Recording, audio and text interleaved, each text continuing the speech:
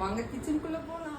இதுதான் மொடவாட்டுக்கால். இது வந்து பாத்தீங்கன்னா 4000 நோய்களுக்கு மருந்துன்னு சொல்றாங்க. இது எக்ஸாக்டா பாத்தீங்கன்னா இந்த முதுகு வலி, இடுப்பு வலி, கால் வலி, கை வலி இது எல்லாத்துக்குமே கியூர் பண்ற ஒரு மருந்து.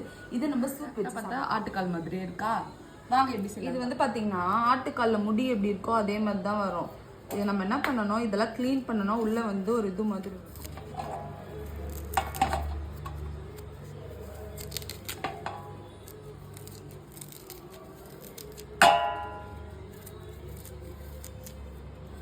இது க்ளீன் பண்ணோன்னா இந்த மாதிரி தான் இருக்கும். பண்ணியாச்சு.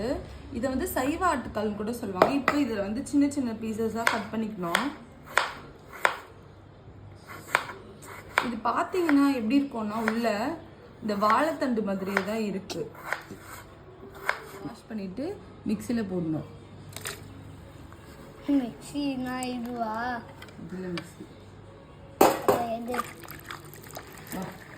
வா இதில் இப்போ கொஞ்சம் தள்ளி ஒரு மிக்சி ஜாரில் பார்த்தீங்கன்னா நம்ம நல்லா கட் பண்ணி வச்சுருந்த மொடவாட்டுக்கால் போட்டுக்கிறோம். கூடவே 1 ஸ்பூன் மிளகு, 1/2 ஸ்பூன் சீரகம், 1/4 ஸ்பூன் சோம்பு, ஒரே ஒரு பச்சை மிளகா, ஒரு 10 பல் பூண்டு, ஒரு துண்டு கைப்பிடி அளவு சின்ன வெங்காயம் போட்டுறோம்.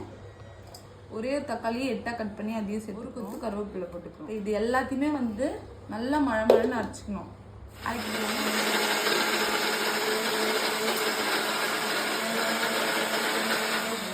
இது நல்லா வந்து ஒரு பேஸ்ட் மாதிரி அரைச்சாச்சு. பாத்திரத்தில் போட்டுக்கோங்க. 1 லிட்டர் தண்ணி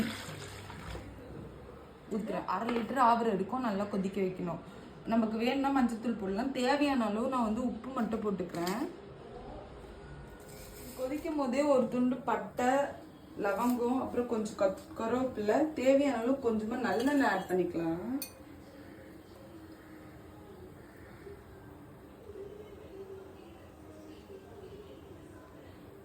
நெக்ஸ்ட்டு 1 hour கொதிச்சா போதும். மொடவாட்டுக்கால் சூப் ரெடி ஆயிடுச்சு. இப்போ டேஸ்ட் பண்ணி பார்ப்போமா?